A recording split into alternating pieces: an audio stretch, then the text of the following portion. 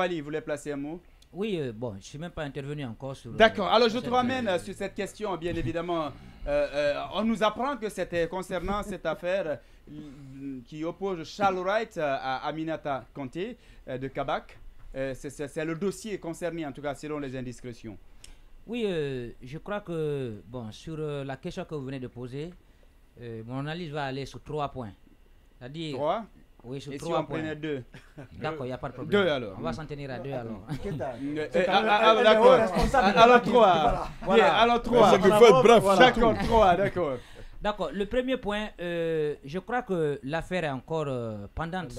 Oui. Voilà, notre collègue a obtenu une mise en liberté sous contrôle judiciaire.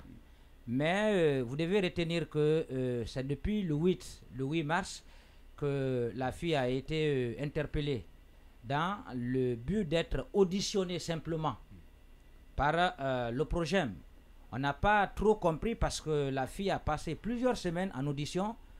Elle devrait normalement rentrer, mais elle a été retenue là pendant plusieurs jours avant d'être transférée au tribunal de première instance de Kaloum.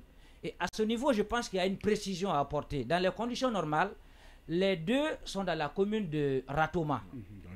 En amont, dans les conditions normales, c'est le tribunal de Dixine qui était habilité. Qui était habilité à juger le dossier. Et c'est ce qui avait même. Et c'est l'information d'ailleurs qui avait été donnée. Oui, bien sûr. Mais très malheureusement, à la veille de l'audition de la fille, on n'a pas trop compris pourquoi est-ce que le plaignant a choisi de transférer le dossier au tribunal de Kaloum. Est-ce qu'il y a naturellement des relations entre lui et le procureur? On ne sait pas trop. En tout cas, le jour qu'on est arrivé pour l'audition, les avocats nous avaient informé qu'on devait rentrer après son audition. Mais très malheureusement, c'est à l'arrivée de l'actuel ministre, qui était à l'époque secrétaire général, inspecteur de service judiciaire. Voilà.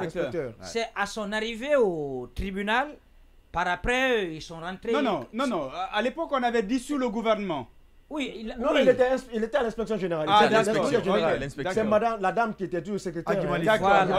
Mais c'est à son arrivée sur le lieu, ça a tout chamboulé. Les avocats sont sortis pour nous dire mais le dossier devient carabineux.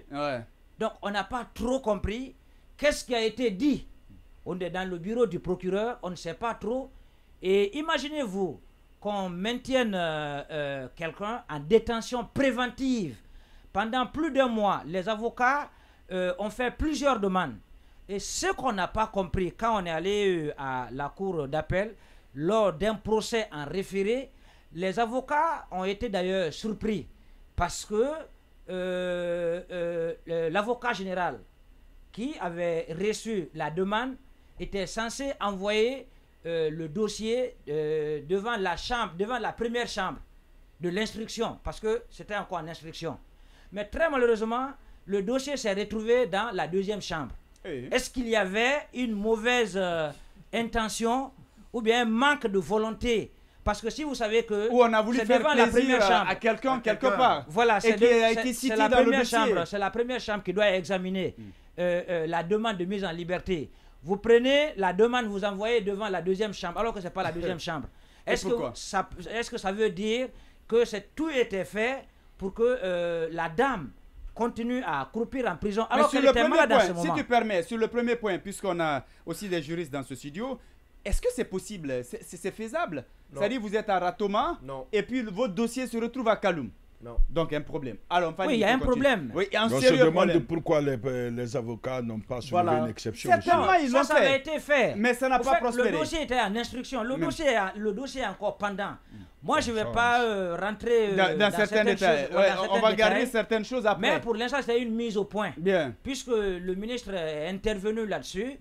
Et je crois qu'au moment venu, on fera des grands déballages. Il y a quand même certaines informations qui seront à la qu'on va mettre à la place publique pour éclairer la lanterne de l'opinion. Et donc de l'opinion. Bien. Mais l'un dans l'autre, aujourd'hui, on se réjouit parce que notre collègue était très malade alors qu'elle était en détention. C'est vrai par après qu'il y a eu des appels et autres là, mais il faut que le droit soit dit. Il faut que le droit soit dit. Aujourd'hui, le président de la transition a dit que la justice va servir de boussole. Est-ce que c'est ça la boussole? Et de passage, il faut le dire à l'antenne, Fally, c'est quand même important. Est-ce que c'est ça la boussole? Puisqu'on nous apprend que son téléphone avait été saisi, ce qui est normal.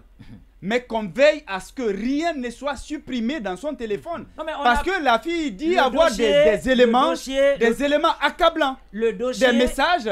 Le dossier a été biaisé depuis. Non, on peut comprendre. Mais que son téléphone, parce que dans les conditions normales, les juristes sont là. Lorsqu'on saisit les objets, on ne les touche pas, c'est scellé, on ne les touche pas, on ne change rien.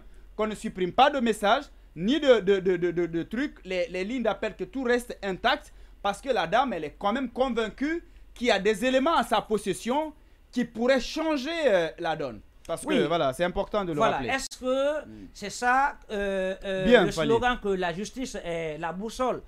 Lorsque par rapport maintenant à le deuxième point, est-ce qu'il y a un manque de sérénité? Vous allez me donner raison, il est jusqu'à présent sur le deuxième. Est-ce qu'il y a un manque de sérénité, notamment au niveau du garde des Sceaux?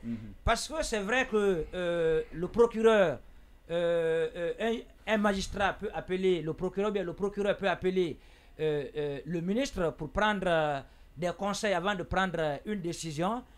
Mais moi je crois que sur certains dossiers aujourd'hui, est-ce que le ministre pense que de la même façon que ce procureur a pris son téléphone pour appeler le président, est-ce que d'autres ne feront pas aussi pire ou ne font pas pire pour l'engloutir sur certains dossiers? Donc il y a véritablement un manque de sérénité au niveau du département de la justice.